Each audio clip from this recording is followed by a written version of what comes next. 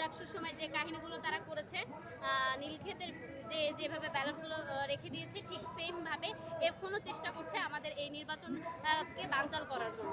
তাদের উদ্দেশ্যে বলি যে তারা যদি মনে করে এইভাবে এত বড় বাংলাদেশ জাতীয়তাবাদী দল বিএনপি এত বড় পার্টিকে তারা আটকিয়ে দেবে, তাহলে তাদের ভুল ধারণা। এভাবে ব্যালটের এগুলো নিয়ে তারা কারসাজি বা তারা যে মনে করছে যে এভাবে নির্বাচনটাকে বানচাল করা যাবে, তো আসলে করা যাবে না। তো তারা যদি চায়, আমরা যেভাবে জুলাইয়ের সময় এই শাহবাগে ছিলাম, এই ঢাকা শহরে অবস্থান নিয়েছি, বিভিন্ন জায়গায় অবস্থান নিয়েছি, ঠিক সেভাবে তার থেকেও ভয়ালভাবে আমরা সারা বাংলাদেশে যেখানে জাতীয়তাবাদী ছাত্রদল আছে, ছাত্ররা আছে, আমি আমার ছাত্রদল থেকে বলতেছি আমরা এই রাজপথে থাকবো, আর এটার বিচার নেই ঘরে ফিরবো।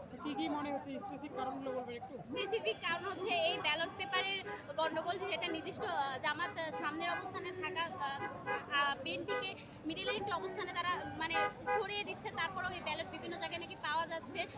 তারপরে আবার এখানে তাদের মেইন হচ্ছে যেভাবে আমাদের ডাকসুর সময়গুলোতে তারা ব্যালট নীলক্ষেতে পাওয়া গেছে, ঠিক তেমনভাবে ব্যালটগুলো এখনই নাকি পাওয়া যাচ্ছে প্রতীকের, এগুলো আমরা দেখছি। তো এর জন্য আমরা আসলে এখানে নির্বাচন কমিশনের সামনে আসছি। নির্বাচন কমিশনে আমরা তারা যদি এখন পদক্ষেপ ঠিকঠাক না নেয়, তারা যদি এত কিছুর পরে পদক্ষেপ সঠিকভাবে না নেয়, তাহলে আমরা আবারও এই রাজপথে আসবো এবং এই নির্বাচন কমিশন ঘেরাও করবো।